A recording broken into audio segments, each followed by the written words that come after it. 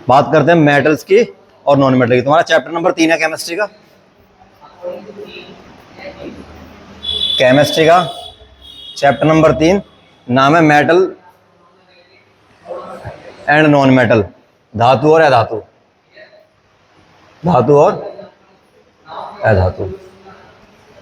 ठीक है, इसको शुरू करने से पहले मैं तुम्हें कुछ बातें बता दूं कि हमारे पास इस संसार में जितने भी एलिमेंट्स हैं, हमने सबको जो है 3 पार्टों में बांटा है। ठीक है, जितने भी एलिमेंट्स हैं। अब बात है कि एलिमेंट्स कितने एलिमेंट्स हैं हमारे पास में? कितने एलिमेंट्स हमारे पास में? बहुत सारे। तुम्हारी एनसीईआरटी बुक के हिसाब से हमारे पास में 118 एलिमेंट हैं, लेकिन ये बहुत पुराने लिखे हुए हैं किताब के अंदर। उसके बाद बहुत डिस्कवरी हुई है। अभी तकरीबन 126 के आसपास, 123 से लेकर के 126 के आसपास हमारे पास में एलिमेंट्स अभी मौजूद हैं। काफ़ी के नाम भी लिख चुके हैं, काफ़ी के नाम लिख सकते हैं, लेकिन हम किताब में दिए हुए 118, तो हम 118 मान के चल रहे हैं। ठीक है, तुमने कभी देखा होगा टेबल सी तुम्हें दिखाई होगी, पेरियोडिक टेबल, जो बाहर भी है ना? शायद इसमें भी थी, अब वो मुझे मिलेगी नहीं, मैं ढूंढूंगा तो। कोई बात नहीं, तुम्हें दिखा देंगे। तुम्हारा चैप्टर नंबर 5 है, उसमें पढ़ते हो तुम उस चीज़ को, वो डिलीट कर दिया है अभी। तो जितने भी हमारे पास में एलिमेंट्स हैं, जैसे ये है बोतल, ये बोतल है, किसकी बनी हुई है? प्लास्टिक है, लेकिन प्लास्टिक कोई एलिमेंट नहीं है। प्लास्टिक जिससे बनी है वो एलिमेंट है। प्लास्टिक किससे बनी होगी? मैं मान लेता हूं कि ये किससे बनी हुई है? क्लोरीन से। हो सकता है सल्फर हो इसके अंदर, कुछ भी चीज़ हो सकती है इसके अंदर। तो जो इसके अंदर चीज़ें हैं, उन एलिमेंट्स की मैं बात कर रहा हूं। बेसिकली तुम कुछ एलिमेंट्स को जानते हो, तुम्हें याद करवाए होंगे। 1 नंबर होता है हाइड्रोजन का, 2 नंबर हीलियम, 3 लिथियम, ऐसे ही 10 क्या है? 10 नियोन, 15 फॉस्फोरस, 20 कैल्शियम, ठीक है, 30 जिंक। तुम्हें कहा था तुम 30 तक याद कर लेना, मैं फिर बोलता हूँ तुम 30 तक याद कर लेना। अब तुम याद करो चाहे मत करो, तुम्हारा काम है वो। ठीक है, हाँ। तो हमारे पास में 118 एलिमेंट है। ये जो 118 एलिमेंट है, इन 118 एलिमेंटों को 3 पार्ट में डिवाइड करा हुआ है हमने, जिसमें से एक तो मेटल है, एक नॉन मेटल है, एक मेटलॉइड है। हिंदी में इसको बोलते हैं हम उपधातु, ये अधातु, ये धातु। इनको पढ़ना तुम्हें डिटेल में। ठीक है, इस चैप्टर में तुम्हें कुछ नई चीज नहीं पढ़नी है, बस तुम्हें एलिमेंट्स के बारे में समझना है कि एलिमेंट्स कितने हैं और कौन कौन से हैं, किसको क्या कहते हैं। इस संसार में तुम जिस चीज को भी तुम टच कर पा रहे हो, वो जरूर किसी न किसी एलिमेंट से बनी होगी। इसमें से कोई ना कोई एलिमेंट्स होगा। तो शुरू करते हैं, लिखना शुरू करो। पहले सबसे पहले डालो we have near about 118 elements. हमारे पास लगभग 118 तत्व मौजूद हैं।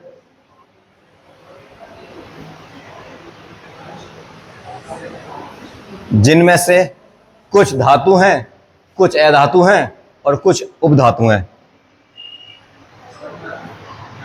Elements divided into 3 part, elements divided into 3 parts, metals, non metals और मेटलॉइड्स। ठीक है, तो हमारे पास जो एलिमेंट्स हैं उसको हमें 3 भागों में बांटा हुआ है, जिसमें से एक मेटल है, एक नॉन मेटल है, एक मेटलॉइड है। एक धातु, एक अधातु, एक उपधातु। शुरू करते हैं सबसे पहले मेटल के बारे में। आज हम पढ़ेंगे केवल मेटल को और कुछ नहीं पढ़ेंगे। इसको बोलते हैं हिंदी में धातु।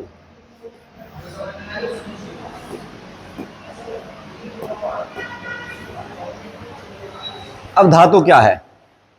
कोई पूछने लगे कि व्हाट इज मेटल, तो मेटल क्या है? क्या है मेटल? क्या है मेटल? क्या है मेटल? मेटल्स हम उसे बोलते हैं ऐसे एलिमेंट्स जो इलेक्ट्रॉन लॉस करता हो, उसे बोलते हैं मेटल। यानी कि वे तत्व जो अपना एक इलेक्ट्रॉन या 2 इलेक्ट्रॉन या 3 इलेक्ट्रॉन, मतलब अपने जो इलेक्ट्रॉन्स हैं अगर उसको डोनेट करता है तो वो मेटल्स हैं। जैसे एग्जांपल्स में समझाता हूं मैं। हमारे पास में एक एलिमेंट लिया मैंने यहाँ पे, सोडियम नाम है इसका, जानते ही होंगे तुम इसको, ठीक है। सोडियम नाम है, नंबर है इसका 11 नंबर है। अब जब तुम इसकी कॉन्फ़िगरेशन करोगे, जिसको हिंदी में बोलते हैं इलेक्ट्रॉनिक विन्यास, जब इलेक्ट्रॉनिक विन्यास निकालोगे इसका, तो इसकी शेल भरोगे तुम, KLMN। ये शेल पढ़ी होगी तुम 9वीं क्लास में। इस के शेल में कितने इलेक्ट्रॉन है? 2। इसमें कितने हैं? इसमें कितने हैं? 1। मतलब सोडियम के बाहरी शेल में कितने इलेक्ट्रॉन है? 1। कुछ समझ में आया? हाँ, इसी बात को हम यहाँ पे ऐसे लिख सकते हैं, 2 8 1। ये सोडियम है। एक एलिमेंट में और ले लेता हूं, एक मैंने ले लिया एलिमेंट क्लोरीन। नंबर कितना है इसका? 17। इसका भी हम इलेक्ट्रॉनिक कॉन्फ़िगरेशन करेंगे, इलेक्ट्रॉनिक विन्यास करेंगे, तो हम देखेंगे क्या होगा इसके अंदर। 2 8 7, मतलब 2 8 7। बात समझ में आ गई? अब क्या तुम्हें देखने को मिल रहा होगा, उससे पहले एक बात मैं बता दूं कि हर एलिमेंट्स ये चाहता है कि उसकी जो बाहर की शेल है वो भर जाए। हर आदमी अपने आप में जीवन में क्या होना चाहता है? स्टेबल होना चाहता है, स्थिर होना चाहता है। यही काम सभी एलिमेंट्स चाहते हैं। तो एलिमेंट्स की बाहर की शेल कब भरती है? जब उसके पास में 8 इलेक्ट्रॉन्स हो जाते हैं। तो जितने भी संसार में एलिमेंट्स हैं सब एक ही जुगाड़ में घूम रहे हैं कि कैसे भी इनकी बाहर की शेल में 8 इलेक्ट्रॉन्स हो जाएं। जैसे ही 8 हो गया वैसे इनकी मौज आ गई, मतलब ये स्टेबल हो गया। अब जो सोडियम है इसके बाहर कितने इलेक्ट्रॉन है? 1। इसके बाहर की शेल में 1 इलेक्ट्रॉन है। मैं अलग लिख लेता हूं इसको, सोडियम को यहां लिख लिया मैंने। इलेक्ट्रॉन्स कितने हैं इसके बाहर की शेल में? 1। एक क्लोरीन है, इसके बाहर की शेल में कितने इलेक्ट्रॉन है? 2 बता रही है, 2 हैं 7 हैं? अरे बाहर की शेल ये होती है,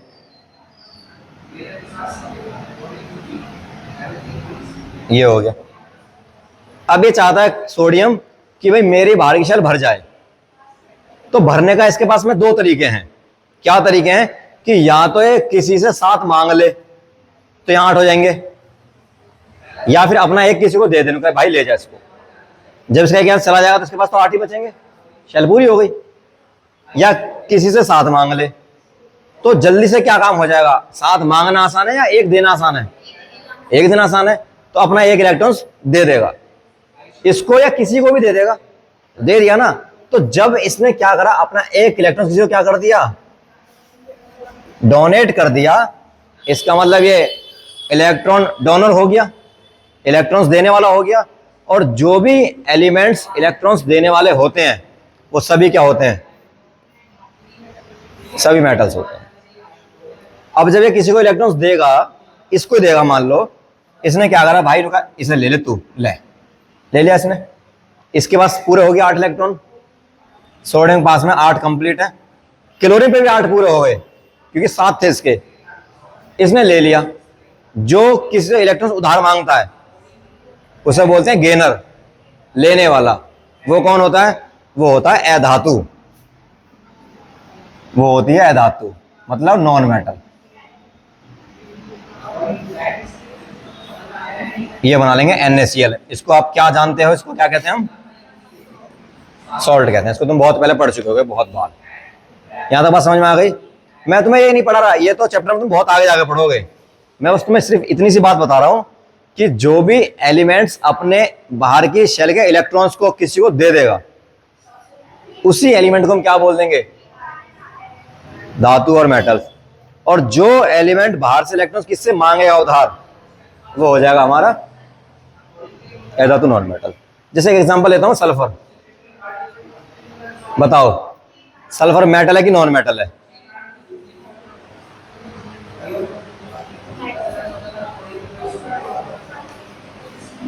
सल्फर जो है मेटल है या नॉन मेटल है, ये पता लगेगा इसकी कॉन्फ़िगरेशन करने के बाद में। सल्फर का नंबर कितना है? 16। तो पहली शेल में 2 इलेक्ट्रॉन, अगली में 8 और अगली में 6, 16 हो गया। अब इसको इसमें 8 पूरे करने हैं। या तो ये किसी को 2 इलेक्ट्रॉन्स दे दे, या किसी से ये मतलब या तो किसी को 6 इलेक्ट्रॉन्स दे दे, भाई 16 है ना इसके पास में, या तो 6 किसी को दे दे, या तो 6 किसी को दे दे, या 2 किसी से ले ले। तो ये 2 ले लेगा, 2 ले लेगा ना ये। और जो लेता है वो कौन होता है? Non metal अधातु।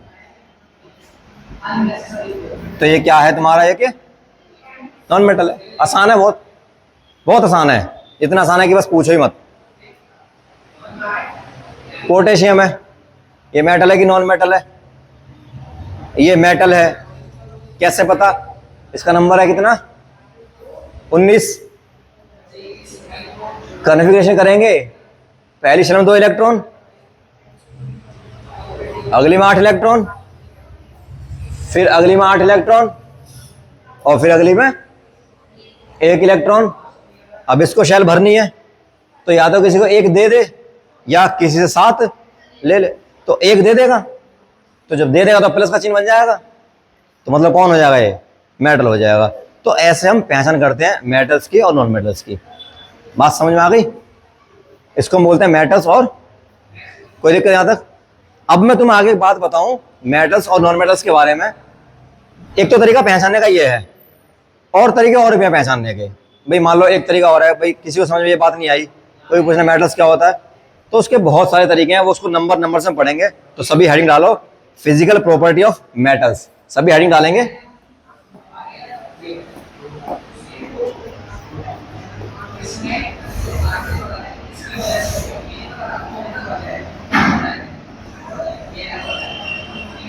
Physical properties of metals.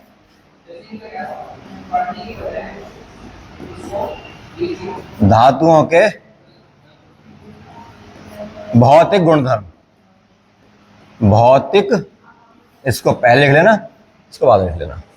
धातुओं के भौतिक गुणधर्म, ठीक है? लिखो पहला पॉइंट। मेटल्स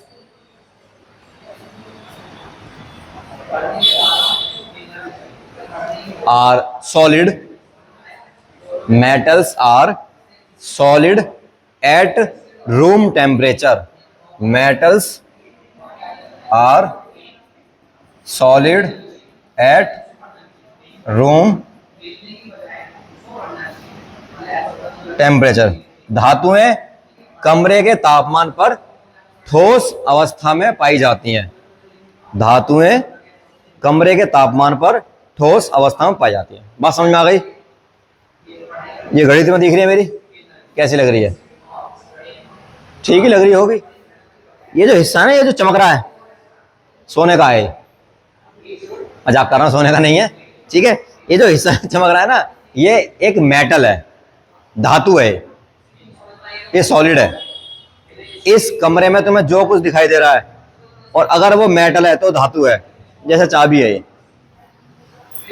ये सॉलिड है, ये वाला हिस्सा, तो ये क्या चीज है? मेटल, धातु। धातुओं का एक गुण है। क्या गुण है ये? कि ये हमेशा क्या होती हैं?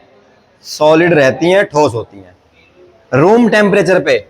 ये नहीं कि तुमने सर आग की भट्टी में फेंक दी चाबी को, अन्य को भैया सॉलिड रहेगी, पिघल जाएगा, है? पिघल जाता है ना। ठीक है, सोना जब तपता है, जितना सोना तपता है उतना ही निखरता है ना? पिघलता चला जाता है ऊपर की सरफेस उसकी। इसका मतलब सॉलिड नहीं है वो, नहीं। रूम टेम्परेचर की बात कर रहे हैं हम। रूम टेम्परेचर पे कोई भी धातु क्या रहेगी? वो सॉलिड रहेगी। पॉइंट नंबर 2 आगे लिखो। Metals are shiny in nature. Metals are shiny in nature. धातुएं चमकदार होती हैं।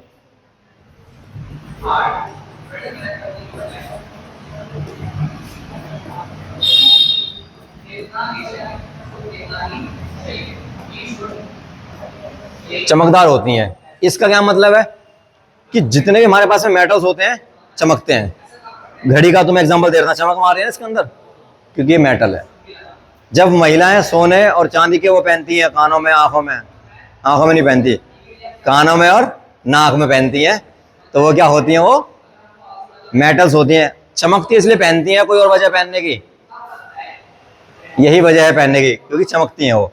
ठीक है, रही बात आंखों में, आंखों में भी कुछ पहनती है, यहाँ पे, यहाँ देखिए ना कुछ, वो लगती है गैंगस्टर सी लड़कियां, हाँ वो ऐसी।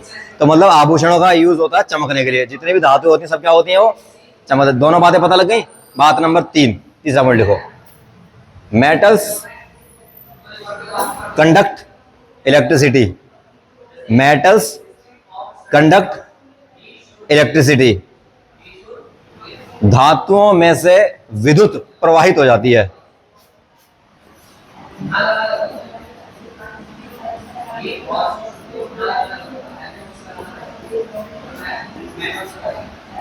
विद्युत प्रवाहित हो जाती है।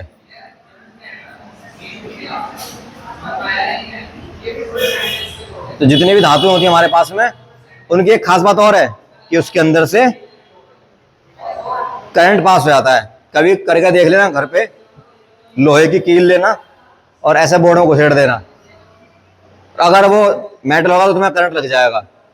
हाँ, सोने में भी, अगर आपके पास सोने की चैन है तो उसे तुम बोर्ड में घुसेड़ देना, चैन में, चैन को हाथ से पकड़ लेना चैन को, अगर वो सोना होगा तो तुम्हें करंट लग जाएगा। ठीक है, टेस्टर की बात नहीं कर रहा हूं मैं। हाँ, तो उसमें वही तो मेटल की बनी होती है टेस्टर भी। टेस्टर कौन सी रबड़ की होती है? मेटल की होती है टेस्टर भी। ठीक है, तो जितने भी हमारे पास में मेटल्स हैं उनकी खासियत क्या है कि उनके अंदर से करंट पास हो जाता है। अगर किसी चीज के अंदर से करंट पास हो रहा है, इसका मतलब वो कौन है? मेटल है। अगला पॉइंट देखो, point number next. Metals are good conductor of heat. Metals are good conductor of heat. धातुएं ऊष्मा का अच्छा चालन करती हैं। धातुएं ऊष्मा का अच्छा चालन करती हैं। मतलब एग्जांपल समझ गए होंगे इसका। मतलब अगर कोई धातु हमारे पास में है तो करंट तो पास करती ही करती है, वो हीट भी पास करती है। जैसे एग्जांपल तो मैं दूं मैं कि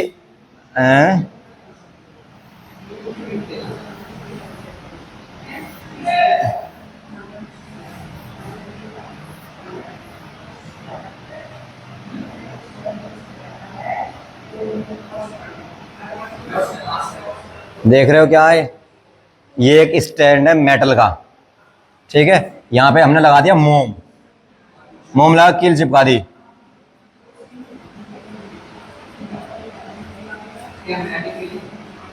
जी, कील चिपका दी। यहां पे गर्म करने हैं इसको हम, इस वाले हिस्से को गर्म कर रहे हैं हम। जब ये गर्म होगा तो ये वाली तो कील पिघल के गिर जाएगी नीचे, फिर ये वाली गिरेगी, फिर ये वाली गिरेगी, फिर ये वाली गिरेगी। सारी गिरेंगी कि नहीं गिरेंगी? गिर जाएंगी सारी। जैसे जैसे गर्म होता जाएगा मोम पिघलता जाएगा, कील नीचे गिरती जाएंगी। इसका मतलब क्या हो गया कि जो हीट है वो यहां से यहां पे गई और किधर चलना शुरू कर दिया इसने? इधर, और इधर भी चलेगी ये। इसका मतलब हीट क्या करती है? वो हिमांशु बाहर देखो, ये हीट क्या करती है? पास करती है किसको? मेटल्स के अंदर से हीट क्या हो जाती है? पास हो जाती है। बात समझ में आ गई? नहीं आई? कोई दिक्कत यहां तक? ठीक है, अगला पॉइंट लिखो। नेक्स्ट पॉइंट, मेटल्स आर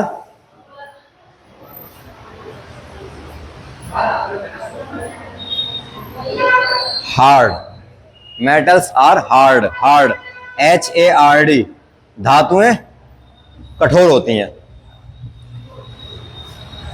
कठोर का मतलब ये ऐसा नहीं तुमने कुछ मारा धातु में चूर चूर हो गई, जैसे शीशा टूट जाता है, ईंट फूट जाती है, ऐसे धातु नहीं फूटती, क्योंकि धातु क्या होती हैं? हार्ड होती हैं। ठीक है, अगला पॉइंट लिखो। मेटल्स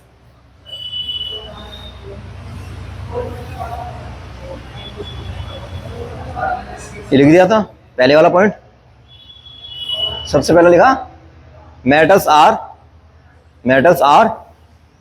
लिखना, मेटल्स आर इलेक्ट्रोपॉजिटिव। धातुएं विद्युत धनायन होती हैं। Metals are electropositive. धातुएं विद्युत धनायन होती हैं। विद्युत धनायन होती हैं मतलब समझ गए? सोडियम है, ये क्या करता है, अपना एक इलेक्ट्रॉन किसी को दे देता है, और जैसे इलेक्ट्रॉन किसी को दे देगा तो इसको क्या आ जाएगा, प्लस, और जो भी प्लस बन जाता है इसको बोलते हैं इलेक्ट्रो पॉजिटिव। ठीक है, हाँ। मैग्नीशियम है, इनने किसी को अपने इलेक्ट्रॉन्स दे दिए तो इसके ऊपर क्या आ जाएगा, Mg2 पॉजिटिव। ये भी कौन है, इलेक्ट्रो पॉजिटिव, मतलब ये भी मेटल है। लेकिन नॉन मेटल में ऐसा नहीं है, वो इलेक्ट्रोनेगेटिव होते हैं, उनके ऊपर माइनस का चिन्ह आता है क्योंकि वो किसी से बाहर उधार मांगते हैं इलेक्ट्रॉन्स।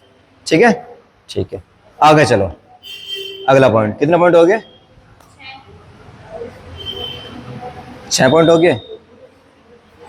ठीक,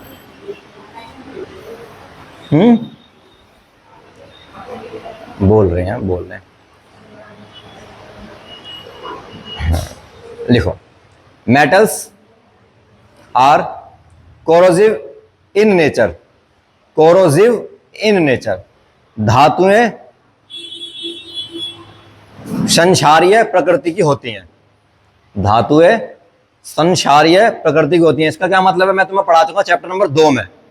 कोरोजन क्या होता है वहां पे, कोरोजन का मतलब क्या होता है,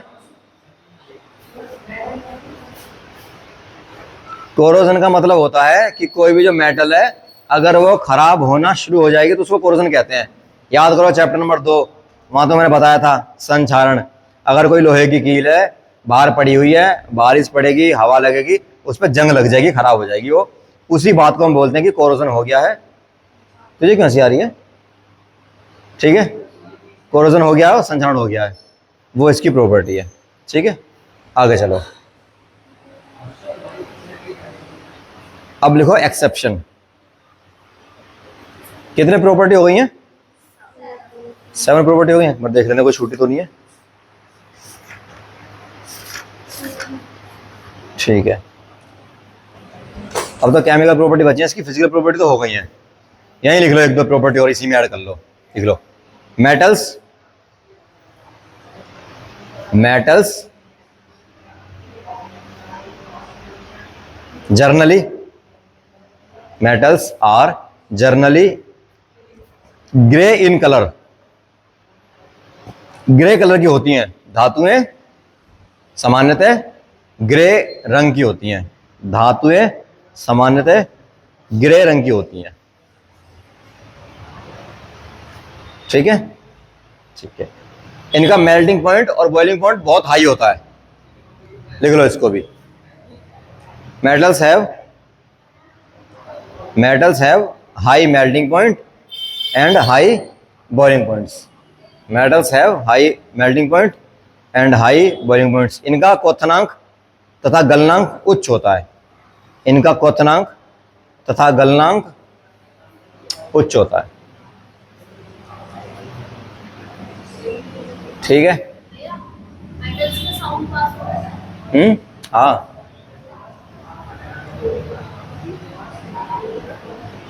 लिख लिया, 9 प्रॉपर्टी हो गई होंगी।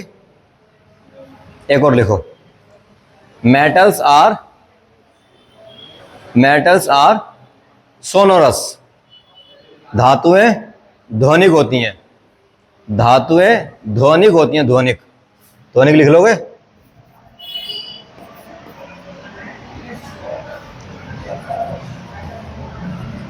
ध्वनिक धनुष है, धातुएं ध्वनिक होती हैं, मतलब इनके अंदर से क्या होता है, आवाज आती है, अगर किसी टकराएंगे तो आवाज आएगी।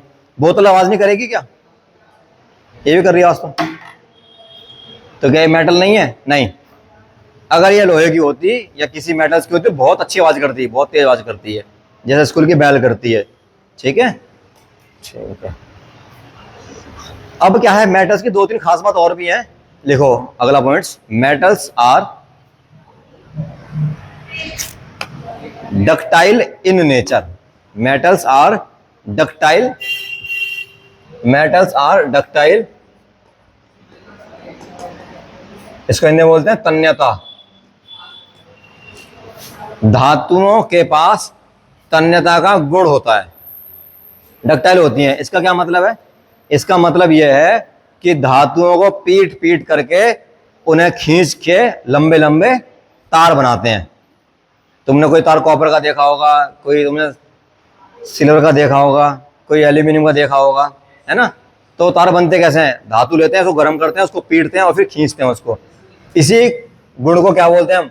डक्टिलिटी, यानी कि डक्टाइल होते हैं कौन? मेटल्स। लिखो, इसी बात को लिख लो दोबारा से, मेटल्स आर डक्टाइल नेचर। इसको आगे लिख लो, metals convert into a thin wire, metals convert into a thin wire by stretching। बस, धातुओं को खींचकर उनके लंबे तार बनाए जाते हैं, इसे तन्यता कहते हैं।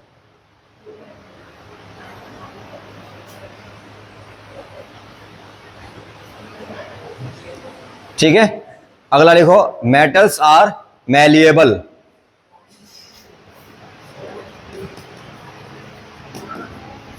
इसको बोलते हैं अघातवर्ध्यता। मेटल्स आर मैलिएबल, अघातवर्ध्यता। इसका क्या मतलब है? इसका मतलब यह है कि धातुओं को पीट पीट करके उनको ऐसे फैला देते हैं, उनकी चादरें बनती हैं, शीट बनती है उनकी। लिखो, metals beaten by the hammer, metals beaten by the hammer to convert a flat sheet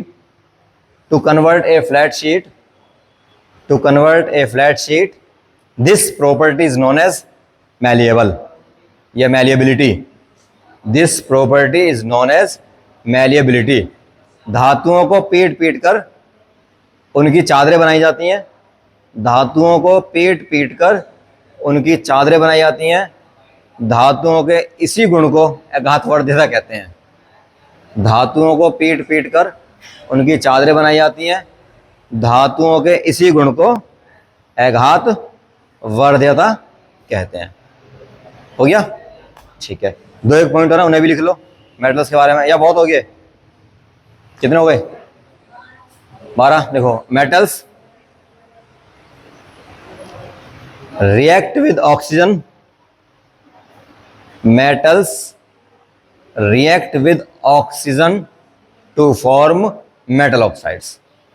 धातुएं ऑक्सीजन से अभिक्रिया करके धातु ऑक्साइड बनाती हैं। धातुएं ऑक्सीजन से रिएक्शन करके धातु ऑक्साइड बनाती हैं। धातुएं ऑक्सीजन से रिएक्शन करके धातु ऑक्साइड बनाती हैं। धातुएं ऑक्सीजन से रिएक्शन करके धातु ऑक्साइड बनाती हैं। ठीक है, ये जो बातें मैं तुम्हें बताई हैं सारी बातें मेटल्स के ऊपर हैं। जिस भी एलिमेंट्स में सारी बातें लागू हो जाएंगी वो मेटल हो जाएगा। सारी में से कुछ भी हो गई ना, 5-7 बातें भी मैच कर गई, तब भी वो मेटल माना जाएगा। ठीक है, समझ गए सभी मेटल्स के बारे में? ये सारी प्रॉपर्टी एक एक करके याद कर लेना, आसान आसान चीजें तो सारी याद हो गई होंगी। नहीं याद होंगी तो घर जाके याद करोगे तो याद हो जाएंगी। ठीक है, हाँ।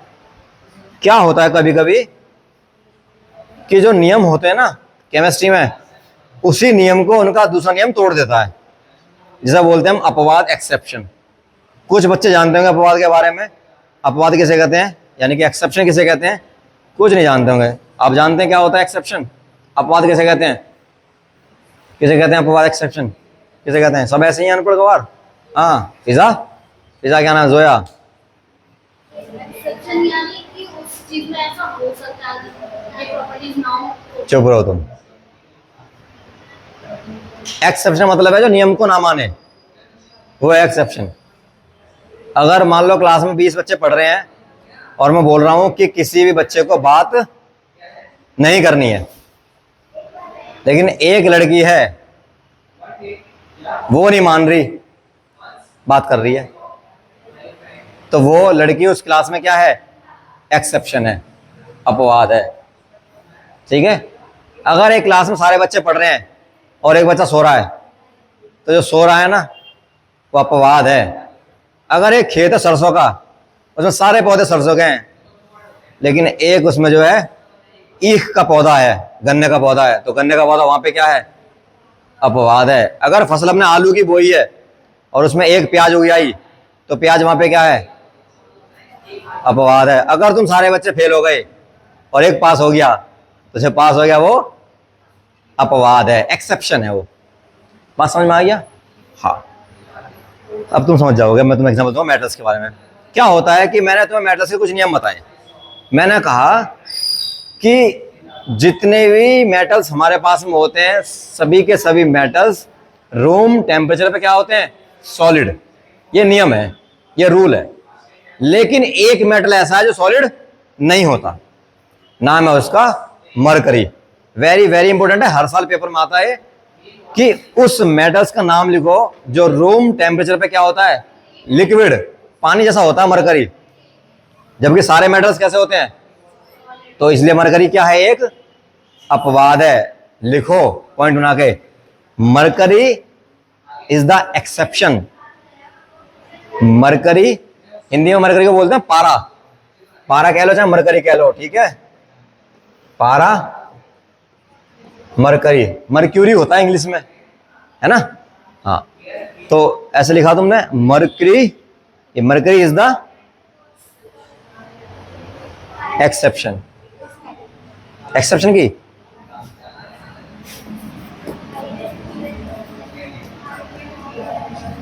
Mercury is the exception which present liquid at the room temperature. Which present liquid at the room temperature. Mercury धातु कमरे के तापमान पर द्रव अवस्था में पाई जाती है।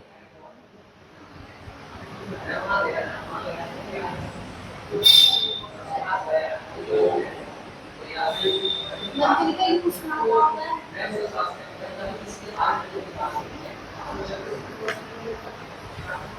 जब आप कभी बीमार पड़े होंगे तो डॉक्टर के पास भी गए होंगे, नहीं गए?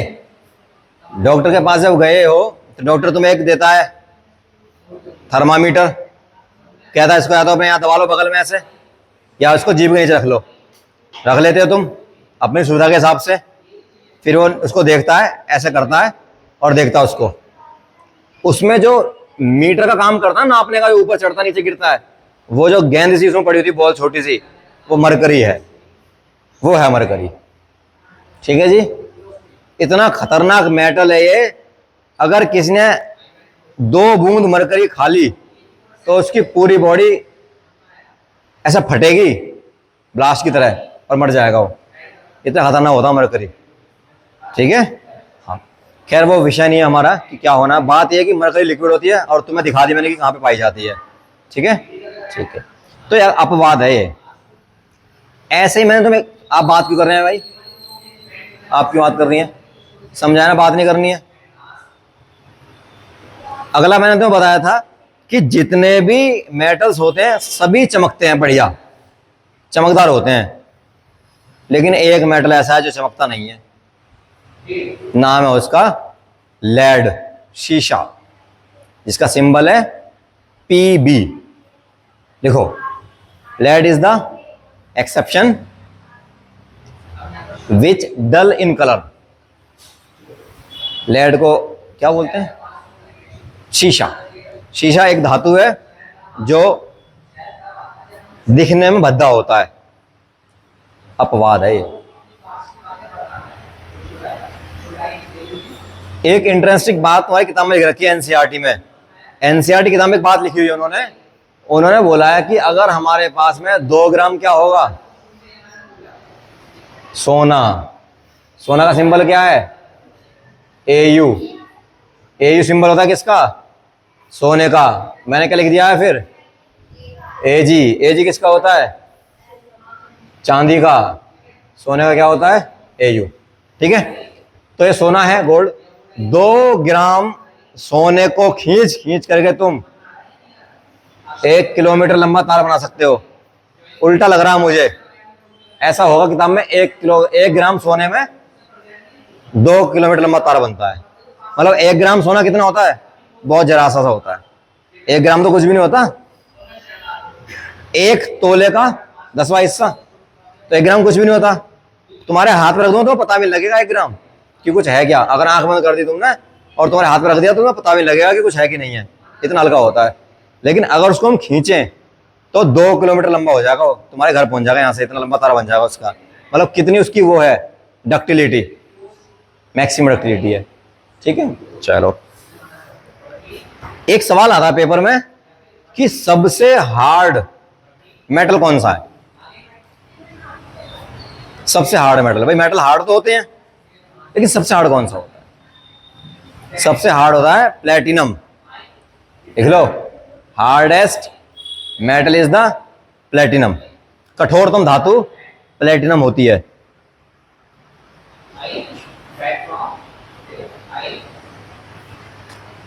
और सबसे ज्यादा लचीली कौन होती है?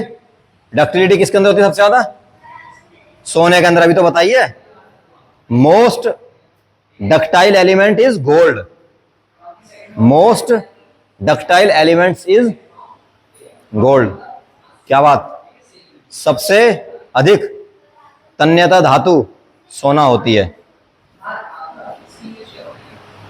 ठीक है, अच्छा जी, सबसे हल्की धातु कौन सी होती है? Lithium. Lightest element is the lithium. सबसे हल्की धातु कौन सी होती है? लिथियम। हाँ, लिथियम। एक सवाल है जो मतलब जब हम पढ़ते थे तब से आना शुरू हुआ वो, और अभी तक आता जा रहा है, और मुझे तो ऐसा लगता है कि जब तक साइंस के नाम पर ये चैप्टर पढ़ाया जाएगा मेटल्स वाला, वो आएगा ही आएगा। सवाल ये है कि धातुएं हार्ड होती हैं, भी बताया मैंने तुम्हें। अब कोई हार्ड चीज है तो आराम से थोड़ी कट जाएगी वो, लेकिन कुछ अपवाद हैं, कुछ एक्सेप्शन है मेटल्स में। इतने सॉफ्ट मेटल हैं वो, चक्कू से काट लो पनीर की तरह। जैसा पनीर देखा है, पनीर को रखो, एक बार चक्कू मारो पूरा पनीर 2 टुकड़े।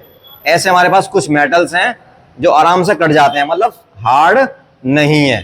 कौन है वो? Sodium, potassium, lithium. लिख लो, sodium, potassium, lithium. These metals cut by knife. ये धातुएं चाकू से आसानी से काटी जा सकती हैं। ये धातुएं चाकू से आसानी से काटी जा सकती हैं। हो गया। उसके बाद में एक सवाल और है बच्चों, जो मतलब यूं मान लो कि वो पेपर में आएगा। वो सवाल क्या है? वो सवाल ये है कि ऐसी कौन सी धातु है जिसको मिट्टी के तेल में डुबो के रखते हैं? मिट्टी का तेल समझते हो? Kerosene oil. उस केरोसिन ऑयल में डुबो के रखते हैं मेटल्स को। क्यों रखते हैं डुबो के? क्योंकि जैसे ही उसको बाहर निकालोगे और उसे एयर मिलेगी, ऑक्सीजन मिलेगी, उसमें आग लग जाएगी, तुरंत रिएक्शन कर जाएगी वो, तुरंत रिएक्शन कर जाएगी, तुरंत। अगर जेब में मेरी में रखी है तो ठीक है, जैसे वो देखो बच्चों देखो, और जैसे हाथ रखो तो ब्लास्ट हो जाएगा उसमें, क्योंकि जैसे बाहर से क्या मिलेगी उसे? ऑक्सीजन, रिएक्शन कर जाती है। इसीलिए उसको या तो मिट्टी के तेल में डुबो कर रखते हैं क्योंकि वहां ऑक्सीजन नहीं होती, या फिर ऐसे बर्तन में रखते हैं टाइट बंद करके, बिल्कुल अंदर कौन ना पहुंचे, ऑक्सीजन। नाम क्या है उसका? नाम है उसका सोडियम। देखो, sodium metal immersed in the kerosene oil. Sodium धातु को मिट्टी के तेल में डुबो कर रखते हैं। Sodium metal immersed, EMER SED, in sodium metals immersed in kerosene oil, in kerosene oil, because it react with oxygen. समझ गए? चक्कू से भी आसानी से किसको काटते हैं? इसी को ही। हल्का कौन है? यही। डुबोते किसको उसमें तेल में? इसी को। सोडियम सबका आंसर है। हाँ, कोई बात नहीं, दोनों को रख लो, कोई दिक्कत नहीं है। सोडियम पोटेशियम में बहुत फर्क नहीं है, दोनों की प्रॉपर्टियां लगभग सेम है। तो किसी बच्चे को डाउट है मेटल्स के बारे में? मेटल्स हमारा खत्म हो गया, लेकिन अभी पूरी तरह से खत्म नहीं हुआ है। अभी मेटल्स में 1 क्लास और लगेगी, खत्म हो जाएगा। अभी तुम्हें सारी मैंने फिजिकल प्रॉपर्टी बता दी है, दिख के तुम ऐसे पहचान लोगे देख करके मेटल्स को। अभी इसके अंदर ही कुछ बातें हैं, उसे बताएंगे अगली क्लास में। आशा करते हैं आपको क्लास अच्छी लगी होगी। मिलते हैं नेक्स्ट वीडियो में, तब तक के लिए धन्यवाद। जय हिंद, जय भारत।